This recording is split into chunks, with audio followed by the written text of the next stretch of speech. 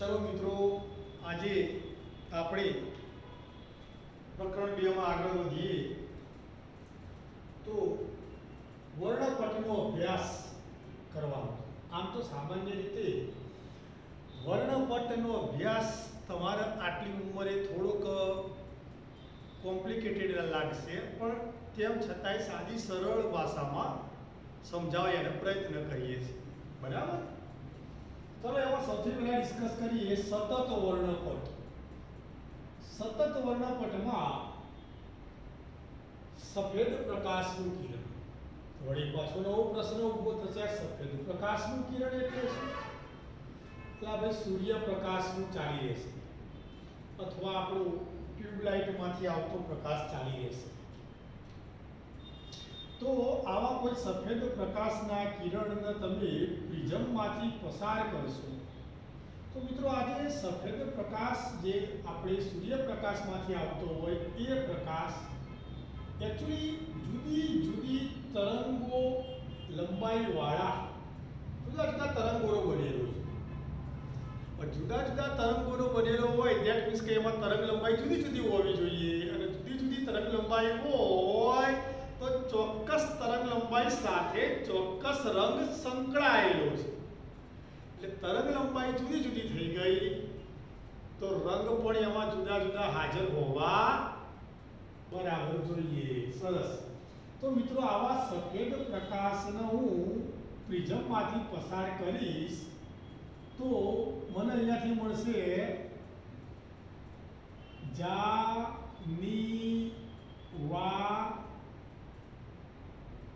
જાની વાલી પીનારા. જા એટલે જાંબલી,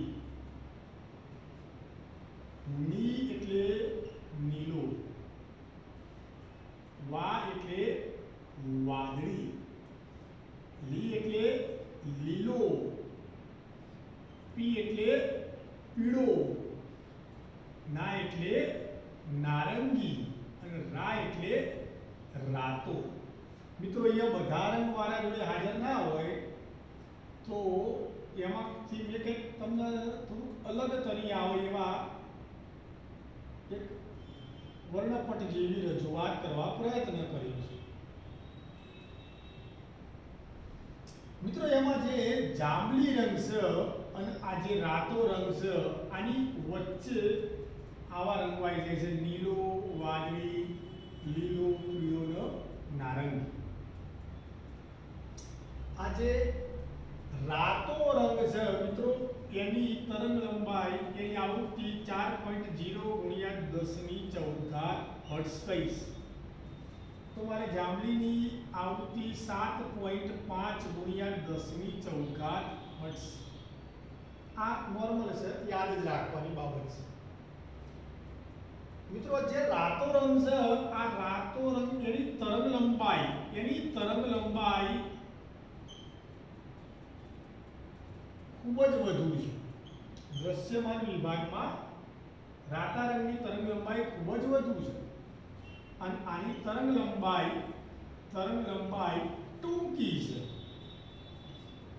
કોની? જાંબલીની. મિત્રો ગાડી જેવી લાંબી હોય, ખૂબ લાંબી હોય તો એનું વળવાનું પ્રમાણ કેવું થાય? ઓછું. તો ઓછો વળી શકશે. તો એના વાંકા વળવાનું પ્રમાણ કેવું થશે? ઓછું. તો ઓછો વળી શકે. જ્યારે જેની ગાડી ટૂંકી હોય, નેનો, ગમે ત્યાં વળી શકે. Clear point? તો આનો વળાંક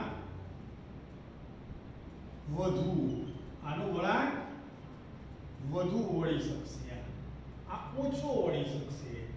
ધેટ મીન્સ કે આનો વળાંક ઓછો રહેશે. રાતા રંગ તરંગ લંબાઈ એની ખૂબ છે, એ દૂર સુધી જઈ શકશે. સીધો જવાનું છે એટલા માટે તમે ખાસ અવલોકન કરશો તો જોવા મળશે જે ડેન્જરના ચિત્રો હોય છે એ લાલ રંગથી રંગેલા હોય છે, દૂરથી પણ સ્પષ્ટ દેખાઈ શકશે. જે દીવાદાંડી હોય, ભયજનક બાબત હોય, અથવા તો એમ્બ્યુલન્સના ઉપરની જે બત્તી છે એ લાલ બત્તી કહીએ છીએ, તો મિત્રો એનું કારણ એટલું જ કે દૂરથી પણ આપણે દ્રશ્ય જોઈ શકીએ છીએ, દ્રશ્યમાન થઈ શકશે એટલા માટે એ રાતો હોય છે. તો મિત્રો આજે સફેદ પ્રકાશનું તમે પ્રિઝમથી અવલોકન કરશો તો તમને એમાં આવા જુદા જુદા તરંગ લંબાઈ વાળા જુદા જુદા 7 રંગોના પટ્ટાઓ જોવા મળશે. એમાં સતત જાંબલીનું નીલામાં, નીલાનું વાદળીમાં, વાદળીનું લીલામાં, લીલાનું પીળામાં સતત રૂપાંતરણ થતું હોય છે. માટે આવા વર્ણપટને કહીશું સતત વર્ણપટ. આવા વર્ણપટને કહીશું સતત વર્ણપટ. બસ આને ટૂંકમાં આટલું જ યાદ રાખવું હોય, બહુ ડિટેલમાં આમાં જવા જેવું નથી. આટલા મુદ્દાઓ ઇનફ છે મિત્રો, ક્લિયર પોઈન્ટ. આને કહીશું સતત વર્ણપટ. ચલો હવે સમજીએ ઉત્સર્જિત વર્ણપટ. એક આ પણ બહુ સારો સમજવા જેવો મુદ્દો છે મિત્રો. તમે અણુ, પરમાણુ કે આયન અથવા પદાર્થ લઈ લો. ચલો પદાર્થ. પદાર્થ પર માની લો આ એક પદાર્થ છે. આ જુદા જુદા પ્રકારના પરમાણુઓનો પદાર્થ. પદાર્થ તો ખરો જ, પણ મિત્રો આ પદાર્થ એ જુદા જુદા પ્રકારના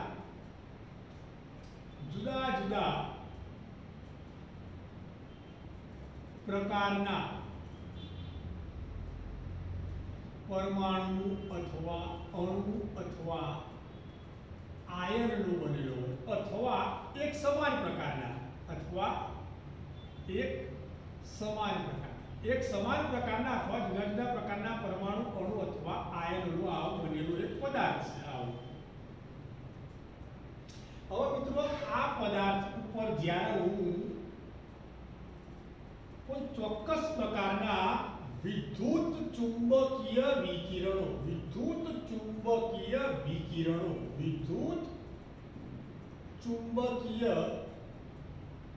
વિકિરણો હું આના ઉપર આપાત કરીશ પદાર્થ, તો એમાંથી પદાર્થ પોતાની પ્રકૃતિને અનુલક્ષીને હવે પ્રકૃતિને અનુલક્ષીને એટલે શું મિત્રો? તો એમાં રહેલા અણુ, પરમાણુ કે આયનને અનુલક્ષીને, એમાં રહેલા અણુ, પરમાણુ કે આયનને અનુલક્ષીને એની પ્રકૃતિ છે. જુદો જુદો પદાર્થ, હવે માની લો પદાર્થ બદલી કાઢ્યો તો એમાં અણુ, પરમાણુ કે આયન પણ કદાચ બદલાઈ ગયેલા હોય તો એની પ્રકૃતિ બદલાઈ ગઈ. તો એની પ્રકૃતિને અનુલક્ષીને આ મેં વિદ્યુત ચુંબકીય વિકિરણો આમાં મેં આપાત કર્યા, તો એ પદાર્થે એ વિકિરણોમાંથી કેટલાક વિકિરણોનું એને શોષણ કર્યું. બરાબર સાથી સમજો ભાઈઓ, બહુ ટોપ પોઈન્ટ છે. મેં વન સેકન્ડ ફરીથી જરા.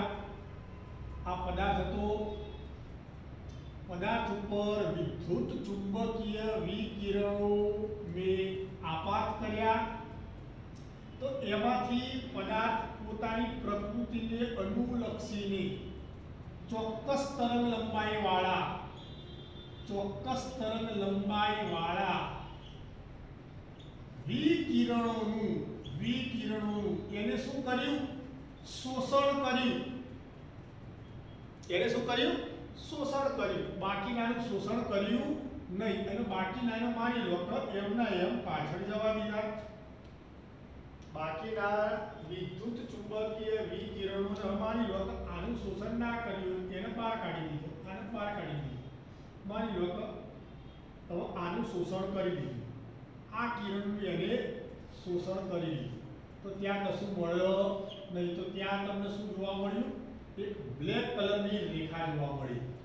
બ્લેક કલરની એક રેખા જોવા મળી. આનું શું થઈ ગયું? આનું શોષણ થઈ ગયું. આ વિદ્યુત ચુંબકીય વિકિરણનું શોષણ કર્યું પણ એ પદાર્થે. તો ત્યાં તમને શું જોવા મળ્યું? બ્લેક રેખા જોવા મળી. પાછું માની લો કે આનું શોષણ કર્યું નહીં, એને જવા દીધો એમના એમ. ચલો માની લો કે આનું શોષણ કર્યું, આનું શોષણ કરી દીધું, આનું શોષણ કર્યું, આનું શોષણ કરી દીધું, આનું શોષણ કર્યું. તો ત્યાં પણ વળી પાછી કેવી બ્લેક રેખા જોવા મળી. બ્લેક રેખા જોવા મળી.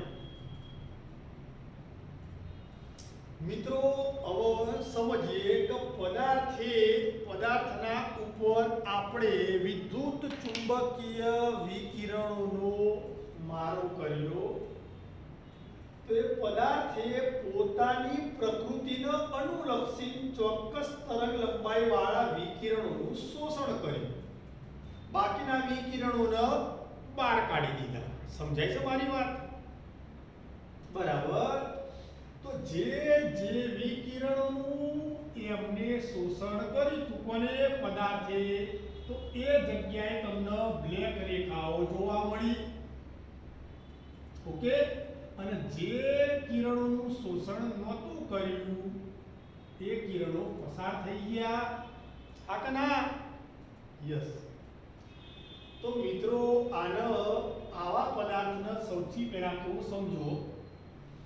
તમે જે વિદ્યુત ચુંબકીય વિકિરણો આપાત કર્યા એના ઉપર, તો સૌથી પહેલા તો એવા પદાર્થને કહીશું ઉત્તેજિત થયેલો પદાર્થ. ઉત્તેજિત થયેલો પદાર્થ. ક્યારે વિકિરણો આપાત કરતા પદાર્થ ઉત્તેજિત થાય છે? વિકિરણો આપાત કરતા અને એમાંથી અમુકનું શોષણ કરતા શું થાય મિત્રો? પદાર્થ ઉત્તેજિત થાય. તમે એને ઊર્જા આપી.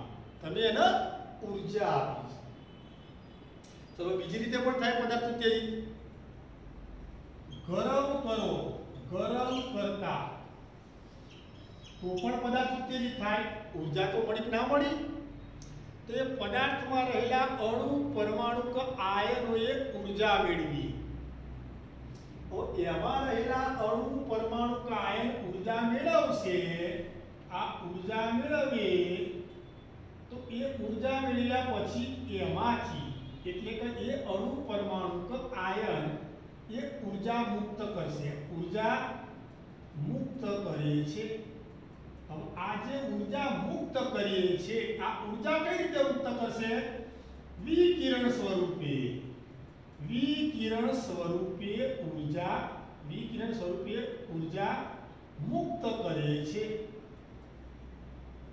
મિત્રો આ વિકિરણ સ્વરૂપે ઊર્જા મુક્ત કરી તો વળી પાછો આનો પણ એક ચોક્કસ પ્રકારનો વર્ણપટ રચાશે. અને એવા વર્ણપટને કહીશું ઉત્સર્જિત વર્ણપટ. વિકિરણ સ્વરૂપે ઊર્જા મુક્ત કરે છે અને એને કહીશું ઉત્સર્જિત વર્ણપટ.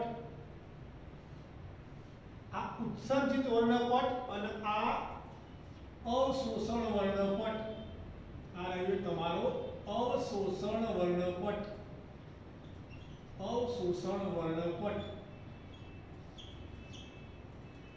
મિત્રો ઉત્સર્જિત વર્ણપટ અને અવશોષણ વર્ણપટ સમજવો થોડોક ટિપિકલ છે, થોડોક અઘરો છે. કારણ કે તમારી ઉંમરના સાપેક્ષમાં આ બાબત સરળતાથી આ રીતે સમજી શકો. હવે હાલ હું તમને એવું કહીશ કે ફોટોગ્રાફ અને નેગેટિવ તો એ પાછી તમને નહીં ખબર પડે, પણ તમે ફાધરને પૂછી લેશો તમારા કોઈ વડીલને તો પહેલાં શું હતું, ફોટો પાડવાના જે કેમેરા હતા એ ડિજિટલ નહોતા, રોલ પટ્ટીવાળા ફિલ્મ પટ્ટીવાળા એક કેમેરા આવતા હતા. તો આ જે ફિલ્મ પટ્ટીવાળા કેમેરાથી ફોટા પાડીએ તો એની જે ફિલ્મ પટ્ટી રોલ ધોવાઈ જાય તો એની જે ફિલ્મ પટ્ટી છે આપણે એને નેગેટિવ કહેતા. યસ, એ નેગેટિવ અને ફોટો બંનેને સાથે રાખો તો આ સરળતાથી સમજી શકાય. નેગેટિવ અને ફોટો, નેગેટિવને કહીશું અવશોષણ વર્ણપટ, નેગેટિવને કહીશું અવશોષણ વર્ણપટ અને ફોટોને કહીશું ઉત્તેજિત વર્ણપટ. Clear point? તો મિત્રો આ થઈ જશે ઉત્સર્જિત અવશોષણ વર્ણપટ અને આ થઈ ગયો સતત વર્ણપટ. બંને મુદ્દાઓ મેં તમને સાદી સરળ ભાષામાં સમજાય, જરૂરિયાત વાળા હતા એટલા જ મુદ્દાઓમાંથી મેં લીધેલા છે, તમને સમજાયેલી બાબત છે. એટલે કે પાઠ્યપુસ્તકમાં બહુ બધું ડિટેલમાં આપેલું છે, પણ એમાંથી જેટલું ખેંચી શકાય એટલો સાર ખેંચીને તમને આ સાદી ભાષામાં મેં સમજાવી કાઢેલું છે. બરાબર છે? જરા હવે આનું સ્ક્રીનશોટ લઈ લો અને આને તમે તમારી ભાષામાં જ લખી કાઢજો, મુદ્દાઓ આપી. બરાબર છે? સ્ક્રીનશોટ લઈ લો.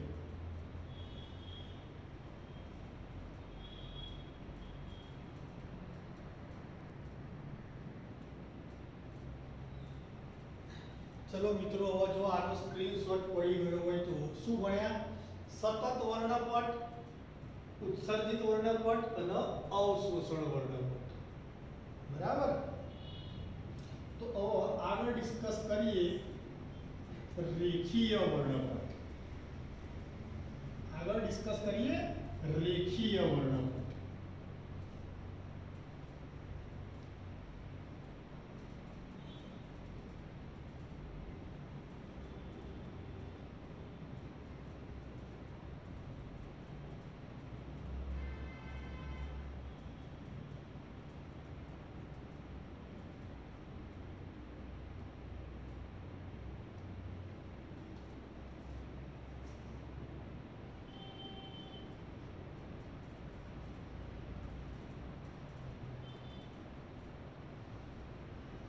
ચલો મિત્રો, રેખીય વર્ણપટ એટલે શું?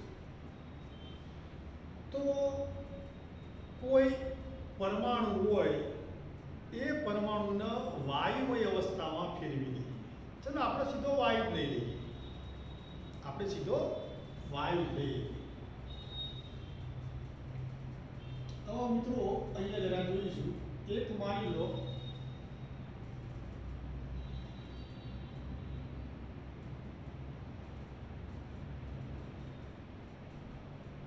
આ રીતે આમાં વાયુ ભરેલું છે.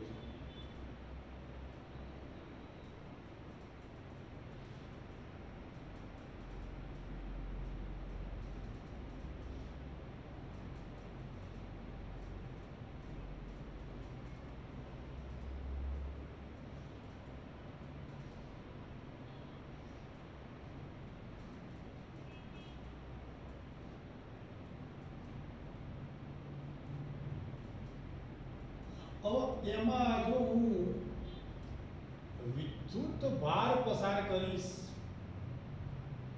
વિદ્યુત ચુંબકીય તરંગો પસાર કરીશ આમાં વાયુમાં,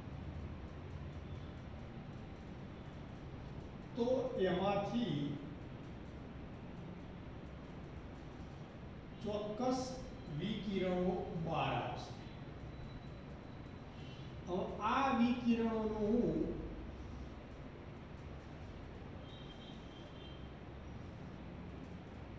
માસ સ્પેક્ટ્રોફોટોમીટરમાં અભ્યાસ કરીશ.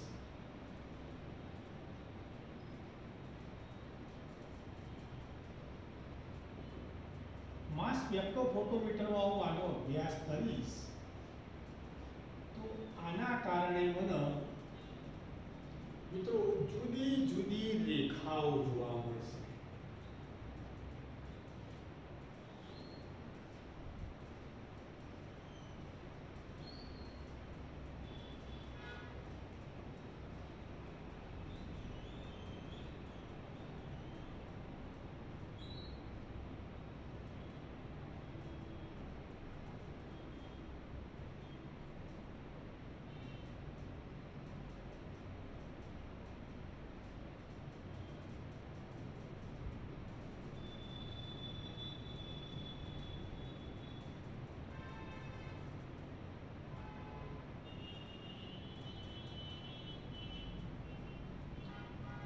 ચલો મિત્રો આને હવે થોડુંક ડિટેલમાં સમજવા પ્રયત્ન કરીએ.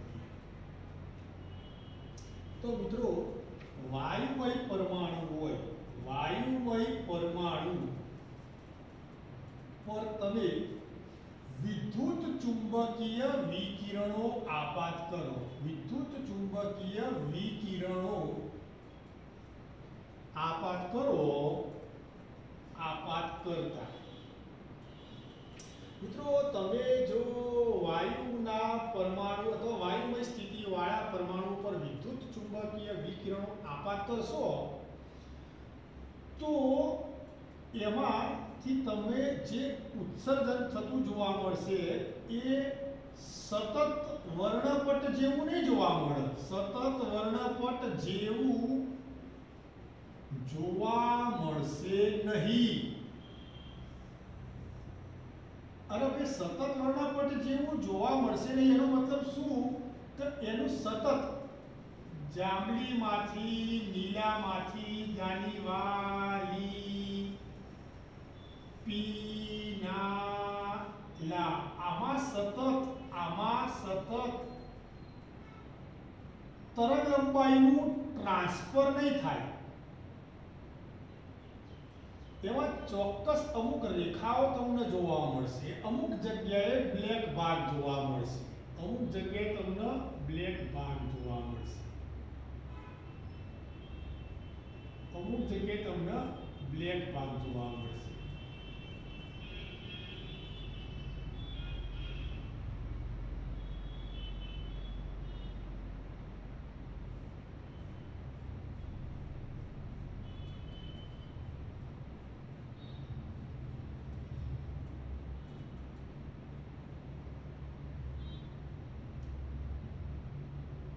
અમુક જગ્યાએ તમને બ્લેક ભાગ જોવા મળશે અને અમુક જગ્યાએ તમને ચોક્કસ તરંગ લંબાઈ જોવા મળશે. બરાબર સમજો, ઉતાવળ ના કરો મિત્રો. વાયુમય પરમાણુ પર જ્યારે તમે વિદ્યુત ચુંબકીય વિકિરણો આપાત કરશો તો સતત વર્ણપટ જેવું જોવા મળશે નહીં. સતત વર્ણપટ જેવું કેમ નહીં જોવા મળે? અથવા તો આનો મીનિંગ શું? તો કે ભાઈ સતત વર્ણપટમાં જાંબલીમાંથી નીલામાંથી વાદળીમાંથી લીલામાંથી પીળામાંથી નારંગીમાંથી લાલમાં સતત રૂપાંતરણ થતું હતું. તરંગ લંબાઈઓ બદલાયા કરતી હતી. જ્યારે અહીંયા આ પરિસ્થિતિમાં ચોક્કસ તરંગ લંબાઈઓ જ નીકળશે. વાયુમય પરમાણુ પર જ્યારે વિદ્યુત ચુંબકીય વિકિરણો આપાત કરશો, વાયુમય વિદ્યુત ચુંબકીય વાયુમય પરમાણુ પર વાયુમય સ્થિતિવાળા પરમાણુ પર જ્યારે વિદ્યુત ચુંબકીય વિકિરણો આપાત કરતા ચોક્કસ તરંગ લંબાઈ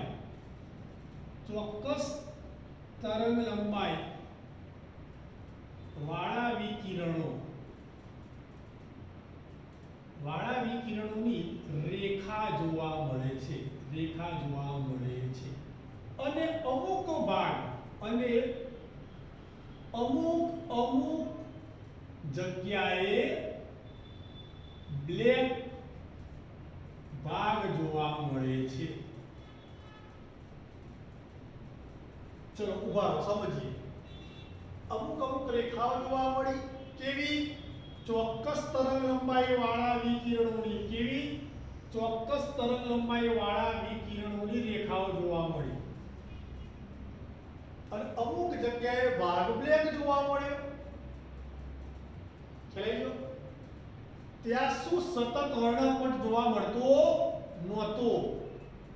કેમ ભાઈ? તો કે એ વાયુમય પરમાણુઓ વાયુમય સ્થિતિમાં છે.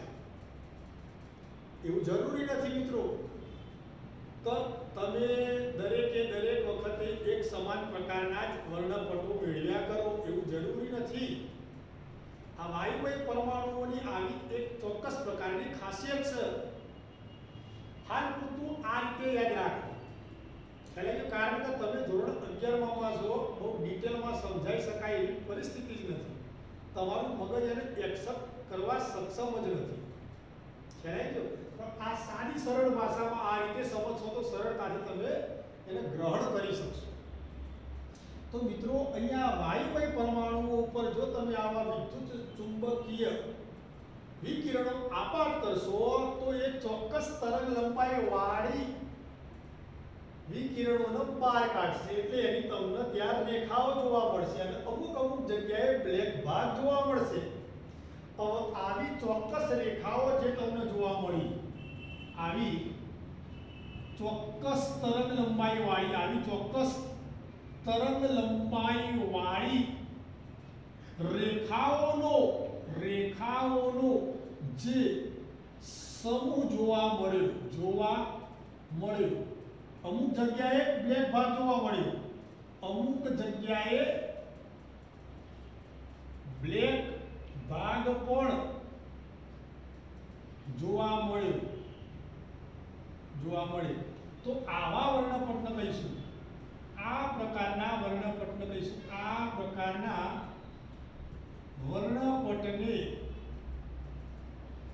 રેખીય વર્ણપટ કહે છે. મિત્રો ખબર પડી? જુઓ ફરીથી, સતત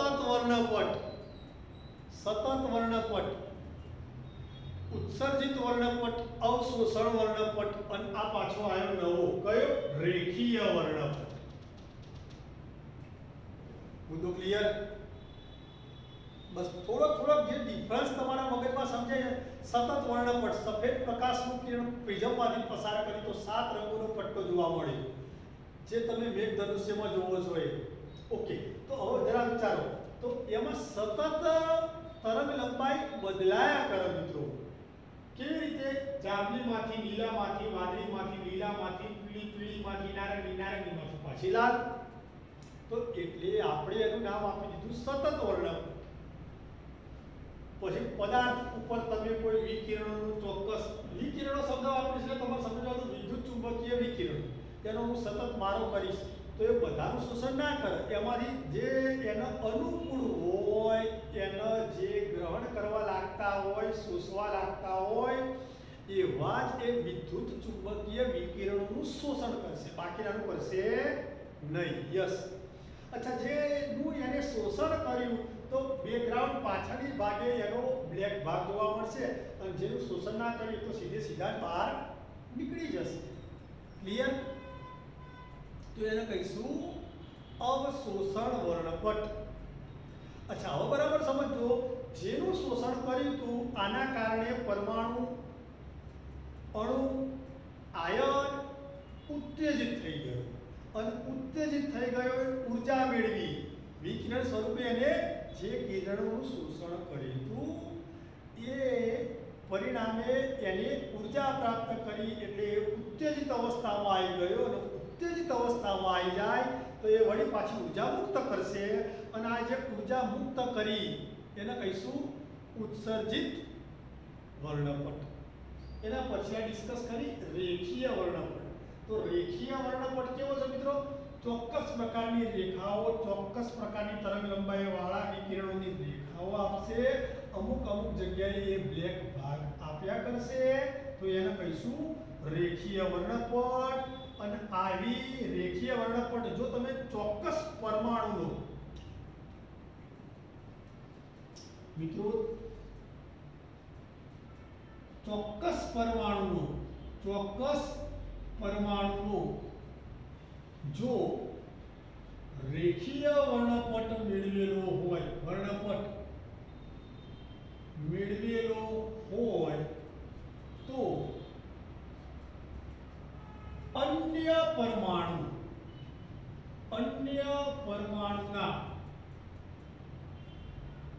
રેખીય વર્ણપટ મેળવી તેની સાથે તુલના કરી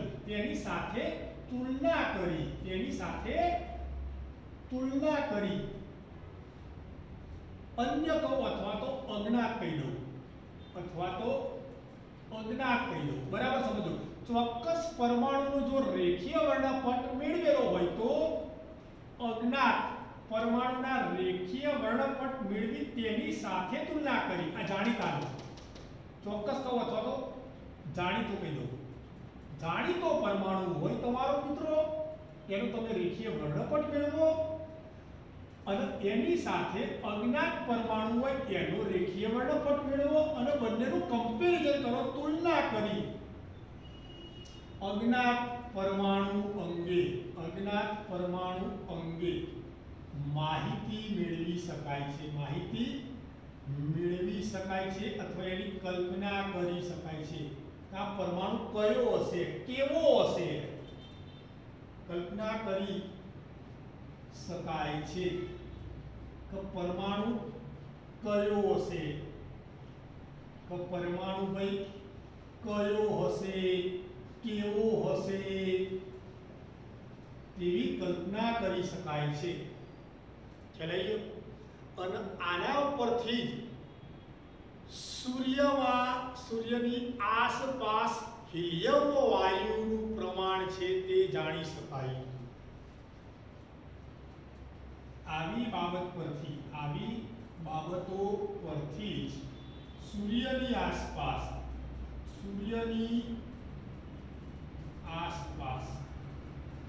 હિલિયમ વાયુ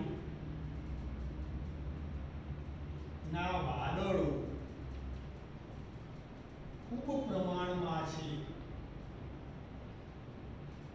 તેની જાણકારી મેળવી શકાઈ હતી.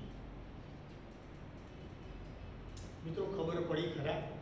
જાણીતો પરમાણુ હોય તમે એનો રેખીય વર્ણપટ વ્યવસ્થિત મેળવી લીધો. હવે એના બાજુમાં અનનોન એટમ હોય, આવા અનનોન એટમનો તમે રેખીય વર્ણપટ મેળવી લો અને બંનેનું કમ્પેરિઝન કરો તો અનનોન પરમાણુ અંગે તમે માહિતી મેળવી શકશો. ક્લિયર? ચલો તો મિત્રો આ થઈ ગયો રેખીય વર્ણપટ. ક્લિયર? જરા આનો સ્ક્રીનશોટ લઈ લો.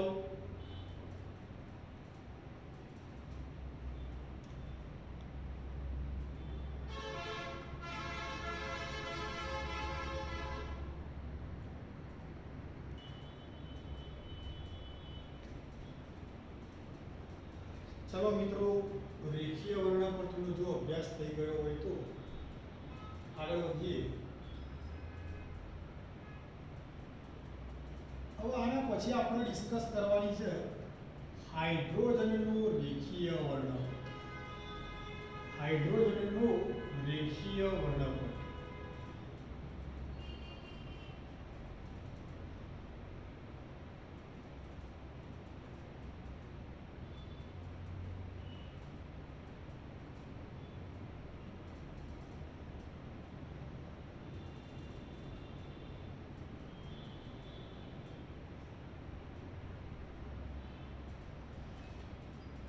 મિત્રો આના પછીનો જે મુદ્દો આવે છે એ છે હાઇડ્રોજનનું રેખીય વર્ણપટ.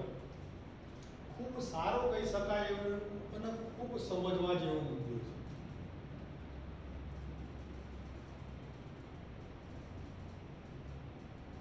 હાઇડ્રોજનનું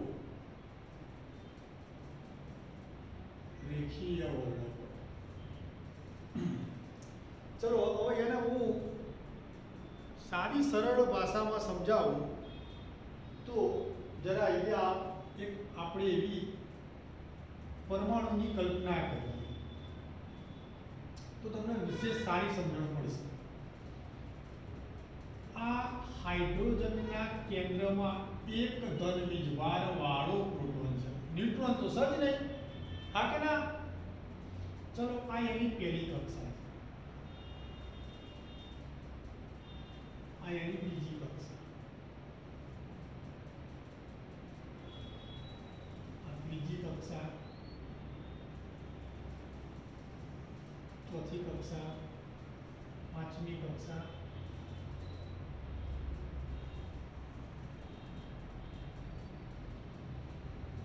છઠ્ઠી કક્ષા, સાતમી કક્ષા.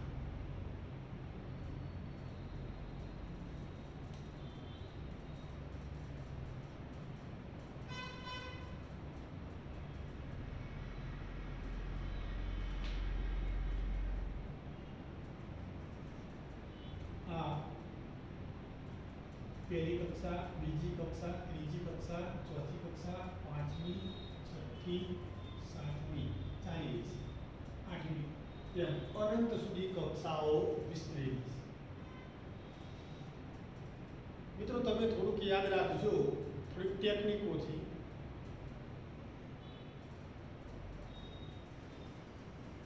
जुदा जुदा वैज्ञानिकोए आ जे हाइड्रोजन वायु हतो ए हाइड्रोजन वायुनो उभारो एना तो अहींया गाड़ी तरह चित्रथी समजाय काढो। आ हाइड्रोजन वायुनो नळीमां भर्यो,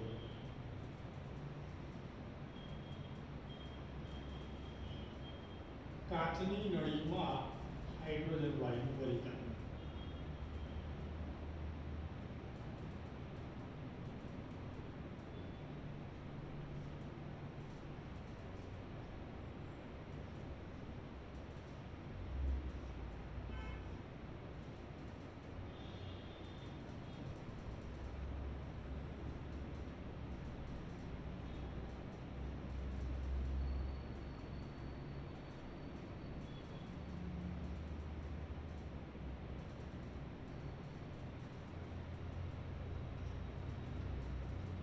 मित्रों अहींया हाइड्रोजन वायु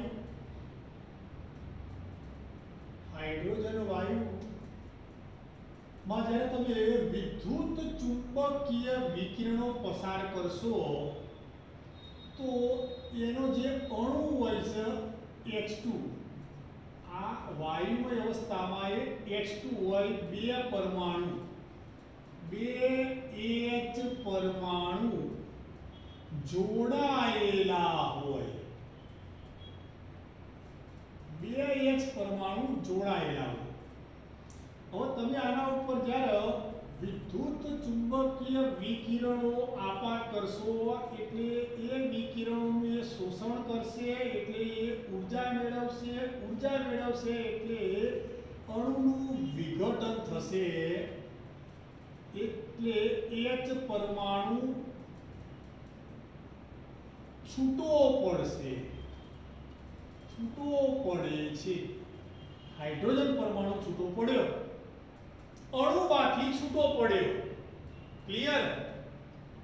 चलो હવે આ हाइड्रोजन परमाणु छूटो पड्यो, હવે એના ઉપર જુદી જુદી તરંગ લંબાઈ વાળા વિદ્યુત ચુંબકીય વિકિરણો પસાર કરે। जुदी जुदी तरंग लंबाई वाला विद्युत चुंबकीय विकिरणों आपात कर्या सेना ऊपर आ हाइड्रोजन परमाणु ऊपर। क्लियर? चलो एमा जुदा जुदा वैज्ञानिको मथ्या अने आ जुदा जुदा जे वैज्ञानिको मथ्या अने आना कारणे श्रेणीओ मेळवी जेने कहीशुं हाइड्रोजन परमाणु माटेनी रेखीय वर्णपटनी विविध श्रेणीओ। चलो तमे थोड़ुंक आ रीते याद राखजो, हूँ थोड़ी टेक्निक आपी दऊं छुं। मानी लो के आपणे एक एवो रिवाज होय के आपણા ઘરે બિલાડી પાડેલી હોય, બિલાડી આપણે જમી લઈએ પછી પાન ખાવાની આદત હોય, પાન અને જમ્યા પછી પાન ખાઈને બિલાડીને આપણે ખવડાવતા હોઈએ, એનું ફૂડ બિલાડીનું ફૂડ આપણે બિલાડીને આપતા હોઈએ। ચલો હવે જમી લીધું છે આપણે, तो आपणे जमी लीधुं छे तो जमी लीधा पछी आपणे आपणी माने शुं कहीशुं लाय बा पान, लाय बा पान केट फूड। जमी लीधा पछी आपणे पान खावानी टेव छे अने पछी बिलाड़ीने एनुं फूड खवरावीए छीए तो आपणे आपणी माने शुं कहीशुं लाय बा पान केट ફૂડ, તો લાય બા પાન કેટ ફૂડ, લાય બા પાન કેટ ફૂડ, તો અહીંયાથી આવશે લાયમેન શ્રેણી, પછી આવશે બામર શ્રેણી, અહીંયાથી આવશે પાશ્ચન શ્રેણી, અહીંયાથી આવશે બ્રેકેટ અને અહીંયાથી આવશે ફુંડ શ્રેણી. 5 વૈજ્ઞાનિકો આના માટે શ્રેણી આ હાઇડ્રોજન વાયુના પરમાણુ ઉપર એમને જુદા જુદા પ્રકારની તરંગ લંબાઈવાળા વિદ્યુત ચુંબકીય વિકિરણો આપાત કર્યા અને એમને શ્રેણીઓ મેળવી. મિત્રો, એ શ્રેણીઓના જુદા જુદા નામથી ઓળખાઈશું. તો જરા અહીંયાથી યાદ રાખીએ, લાયમેન શ્રેણી, દાખલા તરીકે પહેલી જ આવશે લાયમેન શ્રેણી. તો એમને n બરાબર 1 થી શરૂઆત કરાઈ હતી. તો અહીંયા જરા સમજીએ, હાઇડ્રોજન પરમાણુમાં ઇલેક્ટ્રોન ક્યાં હોય? પહેલા તો પહેલી કક્ષા. હવે એમને એના ઉપર ઉર્જા આપાત કરી, અથવા તો બીજો શબ્દ વાપરો, વિદ્યુત ચુંબકીય વિકિરણ આપાત કર્યું. તો અહીંયાથી ઇલેક્ટ્રોન ઉર્જા મેળવી ક્યાં જાય? ઉચ્ચ શક્તિ સ્તર વાળા બીજામાં જાય. ત્યાંથી ઉર્જા ગુમાવીને પાછો આવ્યો, વળી પાછી પહેલા કરતા વધારે ઉર્જા આવી દીધી. તો ક્યાં જાય? એક સ્ટેપ વધારે આગળ, ઉચ્ચ શક્તિ સ્તર વાળી, બરાબર, ત્રીજી કક્ષામાં. તો મિત્રો, લાયમેને શરૂઆત કરાઈ હતી 1 થી, અને એ બીજી અને ત્રીજી કક્ષામાં એમના એમ આગળ વધ્યા. શરૂઆત કરાઈ હતી અને આ ઇલેક્ટ્રોન ગયો, બરાબર. તો આ એની અંતિમ અવસ્થાઓ હતી એમ. અચ્છા, આમાંથી બરાબર સમજો મિત્રો, ખાસ લાયમેને પહેલા જ ઇલેક્ટ્રોન હતો, તો એ ઇલેક્ટ્રોન ઉપર વિદ્યુત ચુંબકીય વિકિરણનો મારો કર્યો, એમાંથી એને શોષણ કર્યું. એ ઇલેક્ટ્રોને ઉર્જા મેળવી ઉચ્ચ શક્તિ સ્તર વાળી બીજી કક્ષામાં ગયો. ક્લિયર? ત્યાંથી એને ઉર્જાનું શું કર્યું? ઉત્સર્જન કરી દીધું, મૂળ અવસ્થામાં પાછો આવી ગયો. ફરીથી એને હવે વધારે ઉર્જા આવી, તો એ વધારે ઉચ્ચ શક્તિ સ્તર વાળી ત્રીજી કક્ષામાં જતો રહેશે. ક્લિયર?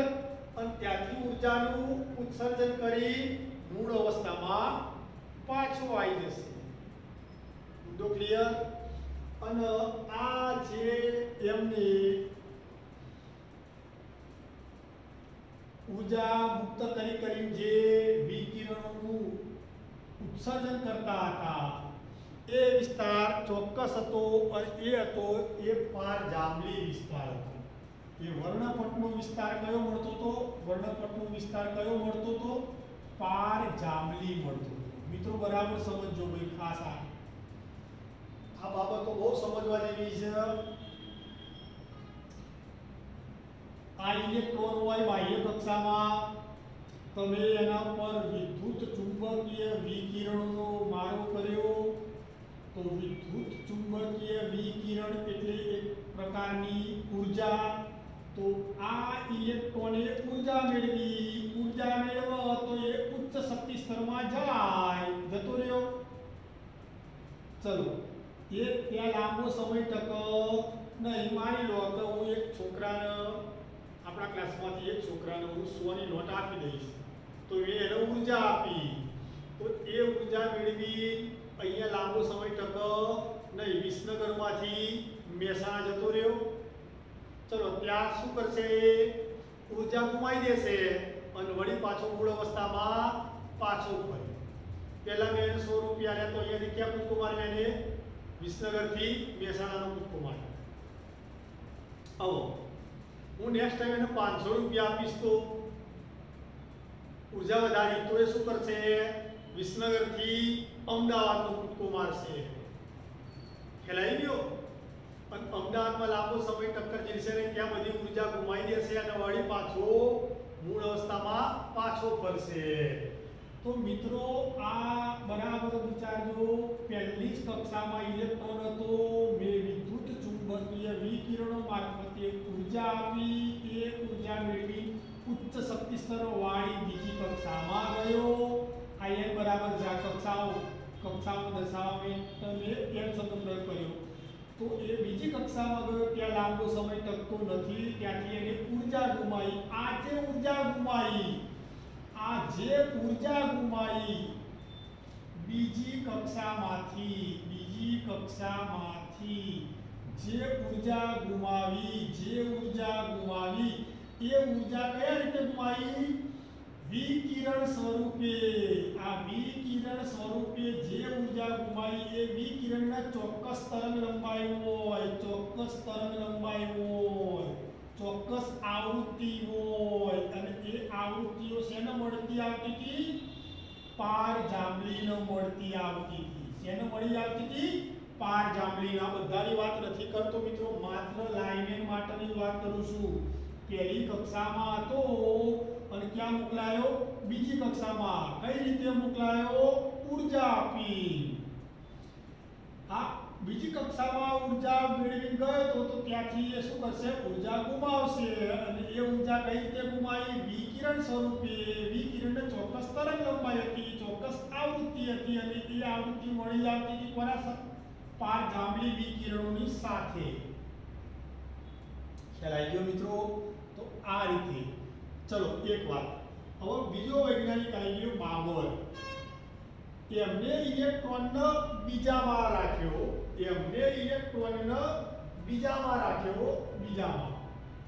આ ઇલેક્ટ્રોનને બીજામાં રાખ્યો અને બીજામાંથી ઉર્જા આવી દીધી. તો એ ક્યાં જાય?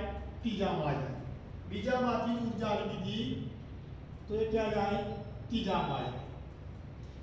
ત્રીજામાં રહીને એ ત્રીજામાં પહોંચ્યો તો ઉર્જા મેળવી. તો એ લોંગ ટાઈમ ત્યાં ટક્કર જીરો નહીં. ઉભા રહો. ચલો હું હવે આ વાત કરી હતી મેં લાઇમેનની. અહીંયા વાત કરી દઉં હું બાબરની. બાબર વૈજ્ઞાનિકે n બરાબર બીજામાં હતો. n બરાબર એટલે કઈ છે? કક્ષા. આ શું છે મિત્રો? કક્ષા.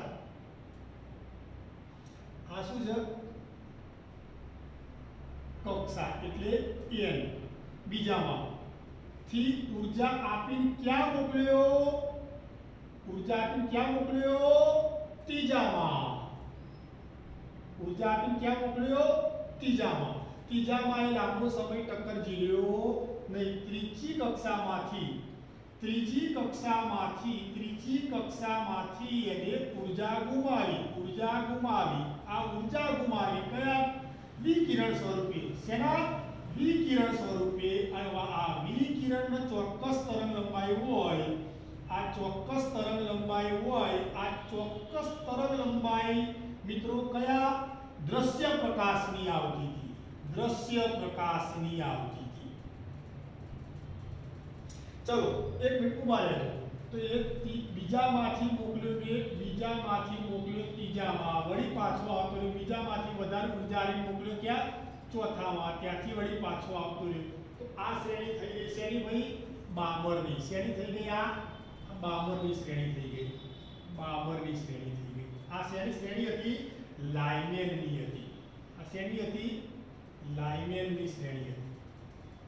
તો મિત્રો બાબરની શ્રેણી હતી એ બીજામાંથી ગતિ કરી મોકલ્યો ત્રીજામાં, એમના એમ ચોથામાં. અને આ કેવો હતો? દ્રશ્ય પ્રકાશ, દ્રશ્ય વિભાગ હતો. ક્લિયર? ચલો હવે એમના એમ આપણું સૂત્ર કયું હતું? લાઈબા પાન કેટ ફૂડ.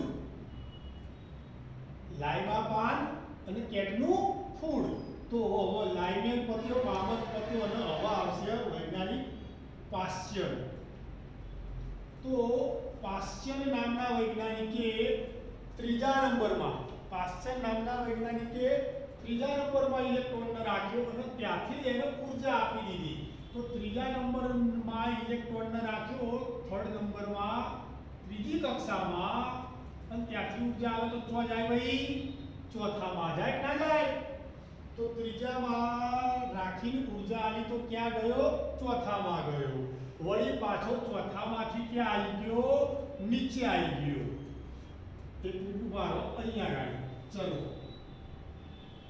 આ બાબર શ્રેણી, લાઇનર શ્રેણી સમજાવી, બાબર શ્રેણી સમજાવી. હવે હું તમને અહીંયાથી સમજાવું છું પાશ્ચન શ્રેણી. તો પાશ્ચરે શું કર્યું? શરૂઆત ક્યાંથી કરી? કઈ કક્ષાથી? શરૂઆત કઈ કક્ષાથી કરી હતી? 1 બરાબર ત્રીજાથી સ્ટાર્ટ કરાયું. ક્યાં મોકલ્યો? ચોથામાં. પછી ક્યાં ગયો? પાંચમામાં. તો ત્રીજામાંથી મિત્રો ચોથામાં જાય, ઉર્જા મેળવી ચોથામાં ગયો. તો ત્યાં એ ઉત્તેજિત અવસ્થામાં આવી ગયો. તો ત્યાંથી શું કરશે? ઉર્જાનું ઉત્સર્જન. શું કરશે? ઉર્જાનું ઉત્સર્જન. આ ઉર્જાનું ઉત્સર્જન કઈ રીતે કર્યું? વિકિરણ સ્વરૂપે. વિકિરણ શું હતી? ચોક્કસ તરંગ લંબાઈ હતી. અને આ તરંગ લંબાઈ જે હતી એ શેને મળી આવતી હતી? પારરક્તન. શેને? પારરક્તન. તો એ જ રીતે ત્રીજામાંથી ચોથામાં, ચોથામાંથી પાછો આવતો રહ્યો. ચોથામાંથી એ પાછો આવ્યો. વળી પાછી ફરીથી ઉર્જા આવી. ક્યાં ગયો? પાંચમામાં ગયો. તો ત્યાંથી ઉર્જાનું ઉત્સર્જન કર્યું. તો મિત્રો એ ઉર્જાનું ઉત્સર્જન કર્યું હતું એ ચોક્કસ વિકિરણની તરંગ લંબાઈ હતી. અને એ બધા શેને તરંગ લંબાઈઓ આવૃત્તિ શેને મળી આવતી હતી? પારરક્ત વિભાગને. હવે આ જ રીતે લાઇનેર, બાબર, પાશ્ચન અને આવશે લાઈ, બા, પાન, કેટ. કેટ એટલે બ્રેકેટ. બ્રેકેટ નામના વૈજ્ઞાનિકે 4 થી શરૂઆત કરાવડાવી. તો ચોથી કક્ષામાંથી ઉર્જા આવી તો ક્યાં જાય? આ લાઇનેર, બાબર, આ પાશ્ચન શ્રેણી. અચ્છા, આ બ્રેકેટ શ્રેણી ચોથાથી સ્ટાર્ટ કરાય તો ઇલેક્ટ્રોન ક્યાં ગયો? ઉચ્ચ શક્તિ સ્તરો વાળી 5મી કક્ષામાં ગયો. ત્યાં લાંબો સમય ટક્યો નહીં. ત્યાંથી એ રિટર્ન થયો પાછો મૂળ ચોથી અવસ્થામાં ઉભારો. લાઇનેર પહેલા નંબરમાં, બીજા નંબરમાં બાબર, ત્રીજા નંબરમાં પાશ્ચન, આ ચોથા નંબરમાં આવ્યો બ્રેકેટ. તો બ્રેકેટે શું કરાયું હતું ભાઈ? શરૂઆત ક્યાંથી કરાઈ હતી? શરૂઆત કઈ કક્ષાથી કરાઈ હતી? ચોથાથી. ક્યાં મોકલ્યો? પાંચમામાં. પાંચમામાં એ ઉર્જા ગુમાવી. કઈ રીતે ઉર્જા ગુમાવી? વિકિરણ સ્વરૂપે. વિકિરણ સ્વરૂપનો ચોક્કસ તરંગ લંબાઈ હોય. ચોક્કસ તરંગ લંબાઈ. આ ચોક્કસ તરંગ લંબાઈ એ શેને મળીથી આવતી હતી? પારરક્તન. શેને મળી આવતી હતી? પારરક્તન. પછી એ ચોથામાંથી એમને એમ આગળ મોકલ્યો. ક્યાં? પાંચમામાંથી પાછો આવતો રહ્યો. ચોથામાં વધારે ઉર્જા ક્યાં મોકલ્યો? છઠ્ઠામાં પાછો રિટર્ન થયું હોય. ચોથામાં પાછો ક્યાં મોકલ્યો? વધારે. એનાથી વધારે ઉર્જા આવી સાતમામાં થાય કે ના થાય? તો મિત્રો એ પણ કેવું હતું? ચોથામાંથી પાંચમામાં જાય, છઠ્ઠામાં જાય, પણ એ આપણને વિભાગ કેવો મળ્યો? વર્ણપટનો પારરક્ત મળ્યો હતો. હવે એ જ રીતે બ્રેકેટ અને છેલ્લે આવશે 5મા નંબરમાં બ્રેકેટ ફૂંડ. તો એમને મિત્રો આ ચોથામાંથી પાંચમામાં, પાંચમામાંથી પાછો રિટર્ન આવી ગયો ચોથામાં, ચોથામાંથી વળી પાછી વધારે ઉર્જા આવી તો એ ક્યાં ગયો? છઠ્ઠામાં ગયો. અને આ શ્રેણી કઈ થઈ જશે? બ્રેકેટ. કઈ થઈ જશે? બ્રેકેટ. મિત્રો હવે પાંચમાથી શરૂઆત કરાવડાવી. પાંચમામાંથી આ ચોથા નંબરની બ્રેકેટ શ્રેણી, પાંચમા નંબરની વાત કરી દઈએ તો પાંચમા નંબરની ફૂંડ શ્રેણી શરૂઆત ક્યાંથી કરાઈ? પાંચમા નંબરની કક્ષાથી. અને ત્યાંથી એને ઉર્જા આવી તો એ ક્યાં ગયો? છઠ્ઠામાં ગયો. પાંચમાથી સ્ટાર્ટિંગ કરાઈ તો ક્યાં ગયો? છઠ્ઠામાં ગયો. હવે છઠ્ઠામાં ઉર્જા તમે આ પાંચમા નંબરની કક્ષામાં ઇલેક્ટ્રોન હોય એના વિકિરણો સ્વરૂપે ઉર્જા આવી તો એ ક્યાં જતો રહ્યો? છઠ્ઠામાં ગયો, છઠ્ઠામાં એ લોંગ ટાઈમ ટકને ત્યાંથી ઉર્જા ગુમાવી મૂળ અવસ્થામાં પાછો આવ્યો, અને જે ઉર્જા ગુમાવી આ ઉર્જા વિકિરણ સ્વરૂપે ગુમાવી, વિકિરણ ચોક્કસ તરંગ લંબાઈ હતી, એ જે ચોક્કસ તરંગ લંબાઈ હતી, એ જે આવૃત્તિ હતી, એ આવૃત્તિ મળી હતી શેનો અનુલક્ષિત ભાઈ? પારવર્તન અનુલક્ષિત મળતી હતી. તો પાંચમામાંથી ગતિ કરાઈ, છઠ્ઠામાં મોકલ્યો, પાછો આવ્યો, ઉર્જા ગુમાવી, વળી પાછી વધારે ઉર્જા આવી, ક્યાં ગયો? સાતમામાં ગયો, અને જે આપણને વર્ણપટ આવ્યો કેવો હતો? પારવર્તન હતો. તો મિત્રો આમાં ખબર પડી ખરા, આમાંથી અહીંયા બરાબર સમજીએ મિત્રો, આમાંથી માત્ર અને માત્ર બામરે, ફક્ત બાબર જ કેમ? એમને જ દ્રશ્ય પ્રકાશ, જે બાબરની શ્રેણી હતી. હવે એક મિનિટ ઉભા રહો. પાંચમામાંથી છઠ્ઠામાં મોકલ્યો, પાંચમામાંથી સાતમામાં મોકલ્યો, આ સાતમું, આ કઈ શ્રેણી થશે? કુંડ શ્રેણી. તો મિત્રો આવી રીતે સૌથી પહેલા તો બરાબર સમજી લેજો, જુદી જુદી આપણને શ્રેણીઓ મળી, લાઇમેન શ્રેણી, બાબર શ્રેણી, પાશ્ચન શ્રેણી, બ્રેકેટ શ્રેણી અને કુંડ શ્રેણી. આને મેં મારી રીતથી ડ્રોઈંગ કરવા પ્રયત્ન કરેલો છે. હવે આ જ વસ્તુને પાઠ્યપુસ્તકમાં ઊભી લાઈન, ઊભી લીટીઓમાં, ઊભી લાઈનોમાં, ઊભા ડાયાગ્રામમાં આપેલું છે. અચ્છા, અને આ આખો કોઠો તમને આપેલો જ છે, પણ એ મેં તમને સમજાવી કાઢ્યો આ રીતથી. હવે આ બધામાં અગત્યની હતી બાબર શ્રેણી. બાબર શ્રેણી એટલા માટે કારણ કે એ કેવી હતી? દ્રશ્ય વિભાગની હતી, અને એમાં તરંગોની સંખ્યા બાબર શ્રેણીમાં, બાબર શ્રેણી માટે જ તરંગોની સંખ્યા યસ એટલે mu બાર. તરંગોની સંખ્યા મિત્રો એટલે શું? એકમ લંબાઈમાં, એકમ લંબાઈ 1 સેન્ટીમીટર કહું અથવા 1 મીટર કહું, એકમ લંબાઈ 1 મીટરમાં અથવા 1 સેન્ટીમીટરમાં અથવા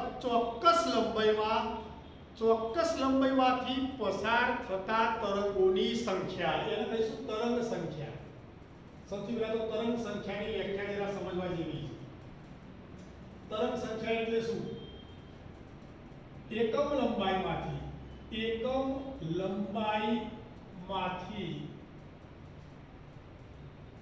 પસાર થતા તરંગોની સંખ્યાને તરંગ સંખ્યા કહે છે. તરંગ સંખ્યા mu બાર કહે છે. અને બાબર શ્રેણી માટે તરંગોની સંખ્યાનું સૂત્ર હતું 109,677 into 1/2 square minus 1/n square પ્રતિ સેન્ટીમીટર કહો અથવા સેન્ટીમીટર ઇન્વર્સ કહી દઉં. તરંગોની સંખ્યા કેટલી હતી? 1 સેન્ટીમીટર દીઠ 109,677 1/2 સ્ક્વેર. અલા ભાઈ 2 સ્ક્વેર કેમ લીધો? 2 સ્ક્વેર કેમ લીધો? આ મિત્રો 2 સ્ક્વેર કેમ લીધો? અલા ભાઈ બીજાથી સ્ટાર્ટિંગ કરાય તો એને. આ n એટલે શું? આ n એટલે જ્યાં n બરાબર 3 4 m ના m. મિત્રો આ માત્ર બાબર શ્રેણી માટે જ છે. ખ્યાલ આવી ગયો? ઉભા. ચલો હવે આ સિવાય અન્ય કોઈ શ્રેણીઓ માટે આ રીતે તરંગોની સંખ્યા શોધવી હોય તો એ પણ એમને રજૂઆત કરી દીધી. અન્ય શ્રેણી માટે તરંગ સંખ્યા mu બાર બરાબર 109,677 into 1/n square minus 1/n2 square પ્રતિ સેન્ટીમીટર અથવા તો ઇન્ટુ સેન્ટીમીટર ઇન્વર્સ. ખ્યાલ આવી ગયો? જ્યાં n1 એટલે 1 2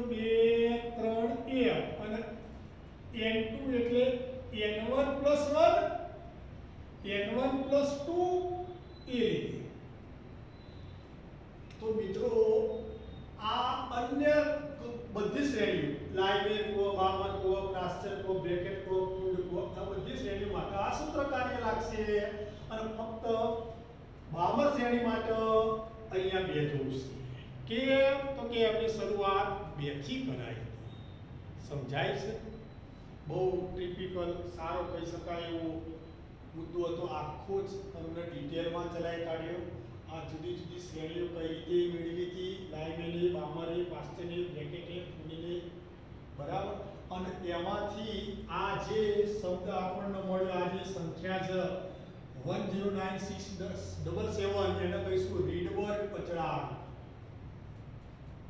109677 આને કહીશું રીડબર્ગ પચડાણ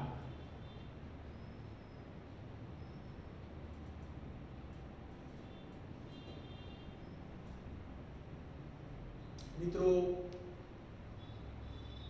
બધું ભેગું ના થઈ જાય ભાઈ ફરીથી આ વિડિયોનો તમે એક બે વાર જોજો તો જ તમને ખ્યાલ આવી જશે આખો કોઠો કઈ રીતે મેં બહાર કાઢ્યો છે આમાંથી માત્ર એકલા બામરની જ દ્રશ્ય પ્રકાશ વાળો વર્ણપટ વિસ્તાર મળતો તો અચ્છા આ કઈ રીતના બધું લાયા તો કે આ રીતે હાઇડ્રોજનનો પરમાણુ હોય તો એના કેન્દ્રમાં એક જ પ્રોટોન હોય અને બહારની કક્ષામાં એટલે પહેલી કક્ષામાં એક ઇલેક્ટ્રોન હોય હવે એનો ઉર્જા અર્થો તો ઉચ્ચ શક્તિ સ્તરવાળી બીજી કક્ષામાં જશે ત્યાંથી ઉર્જા ગુમાઈ પાછો આવશે વળી પાછી વધારે ઉર્જા અર્થો તો એના કરતા ઉચ્ચ શક્તિ સ્તરવાળી અન્ય કક્ષામાં જશે ત્યાંથી પણ એ ઉર્જા ગુમાઈ પાછો ફરશે તો લાઇમેન પાસ્ચર બ્રેકેટ અને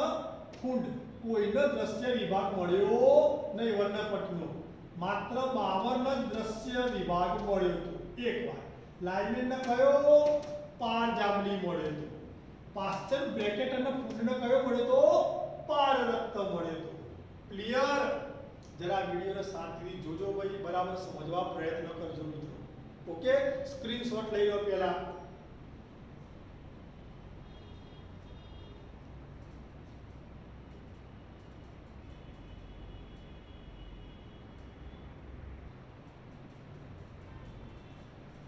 મિત્રો સ્ક્રીનશોટ લેવાઈ ગયો તો આ જે 109677 ના હાઇડ્રોજન માટેનો આને રીડબર્ગ અચળાંક કહીશું હાઇડ્રોજન માટેનો H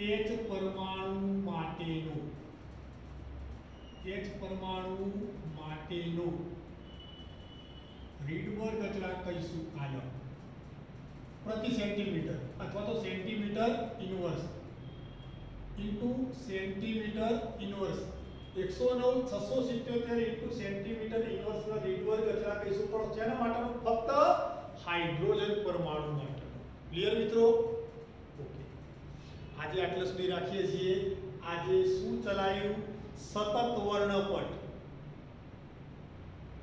એના પછી ઉત્સર્જિત વર્ણપટ અવશોષણ વર્ણપટ अवशोषण वर्ण सतत वर्णपट अवशोषण वर्णपट उत्सर्जित वर्णपट रेखीय वर्णपट और हाइड्रोजन माटेनो रेखीय वर्णपट क्लियर तो हाइड्रोजन माटेनो रेखीय वर्णपट जुदा जुदा 5 वैज्ञानिकोए मथी बार पाड्यो तो कया कया लाइबा पान के फूड क्लियर तो एमा मात्र बामरनो ज रेखीय वर्णपट जे હતો એ કેવો હતો દ્રશ્ય પ્રકાશ વિસ્તાર વાળો હતો બરાબર સમજી લેજો મિત્રો બહુ બેસ્ટ હતું આજનું આ લેક્ચર કદાચ પહેલી વખતે ના ખ્યાલ આવે તો એને રિવાઇન્ડ કરીને વિડિયોને જોજો મિત્રો પણ બરાબર સમજી લેજો ઓકે